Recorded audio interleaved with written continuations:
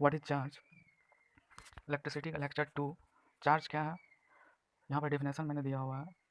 Electrons चाहे घटे चाहे बढ़े तो एटम्स चार्ज हो जाते हैं। अगर घटती है इलेक्ट्रॉन्स तो वो पॉजिटिव चार्ज आते हैं, अगर बढ़ती है तो निगेटिव चार्ज। तो कोई भी सब्सटेंस के एटम्स में अगर इलेक्ट्रॉन्स घटे या बढ़े तो उसके एटम्स चार्ज हो जाते हैं। तो सभी मैटर्स जो हैं, सभी मैटर्स में सारे चीज़ आ जाते हैं, metal, non metal, insulator, conductor. तो यहाँ इलेक्ट्रिक करंट सिर्फ कंडक्टर में फ्लो करती है। तो यहाँ हम कंडक्टर को लेकर चल रहे हैं। एटम्स का स्ट्रक्चर भी मैंने यहाँ पर बनाया हुआ है, उससे आप इजीली समझ में आपको आ जाएंगे। और एक conductor, small pieces of conductor का भी इमेज द्वारा मैंने बताया कि उसमें कैसे इलेक्ट्रॉन्स एक एटम से दूसरे एटम्स में चले जाते हैं। एटम्स के पास एक न्यूक्लियस होते हैं जिनमें न्यूट्रॉन प्रोटॉन कंटेंट होते हैं। इलेक्ट्रॉन्स इसके चारों तरफ रिवॉल्व करते रहती है एक सरकमफ्रेंस पर।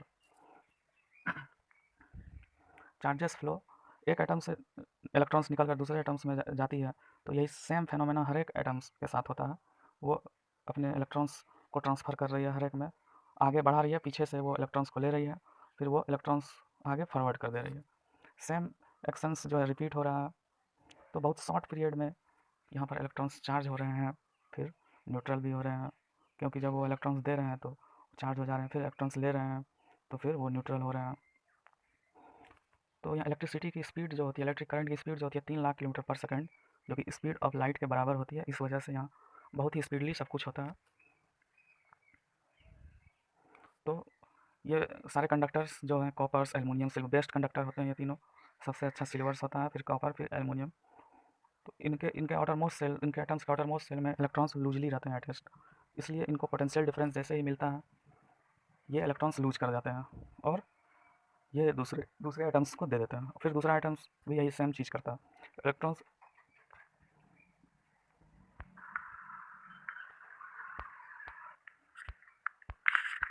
तो यहाँ फिगर में ये जो छोटे छोटे सर्किल्स डॉट डॉट हैं ये एटम्स को दिखा रहे हैं, और स्मॉल ई जो है, स्मॉल लेटर ई, ये इलेक्ट्रॉन्स को दिखा रहे हैं एरो द्वारा कि ये एक एटम से दूसरे एटम्स को ट्रांसफ़र कर रहे हैं इलेक्ट्रॉन्स। तो ये स्मॉल पीसेस ऑफ कंडक्टर्स में जैसे सिलिंड्रिकल शेप में लिया है।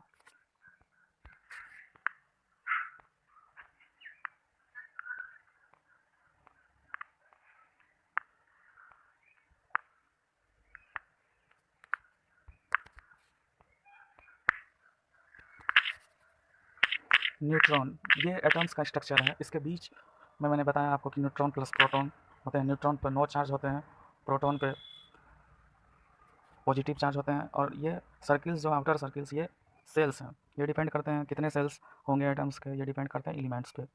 तो इस चैप्टर में केमिस्ट्री में इस चीज़ को बारीकी से समझाया गया है, सेल्स के बाद नंबर ऑफ सेल्स। मैंने यहाँ पर एग्जांपल लिया है।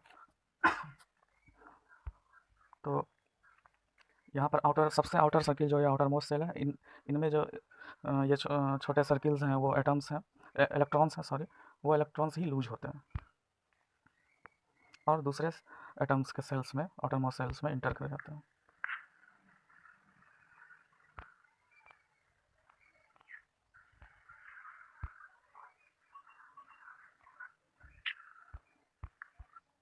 तो ये बीच वाले सर्किल्स में जो न्यूट्रॉन प्लस प्रोटॉन है, इनको न्यूक्लियस कहा जाता है, इनमें न्यूट्रॉन और प्रोटॉन कंटेंट होता है। तो कोई भी मैटर मिलियन बिलियंस से भी अधिक एटम से मिलकर बने होते हैं। एक एटम्स बहुत ही छोटे होते हैं जिन्हें देखना मुश्किल है। तो कितने सारे एटम्स होंगे आप खुद अंदाज़ा लगा सकते हैं।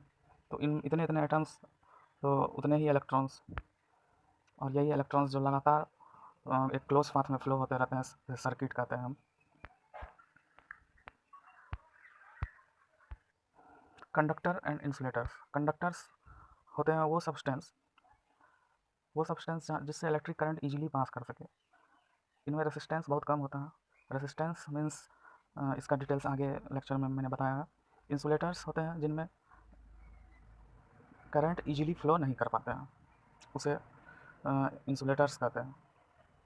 तो इनमें रेसिस्टेंस जो है वो बहुत हाई होता है इंसुलेटर में, कंडक्टर में रेसिस्टेंस बहुत कम होता है।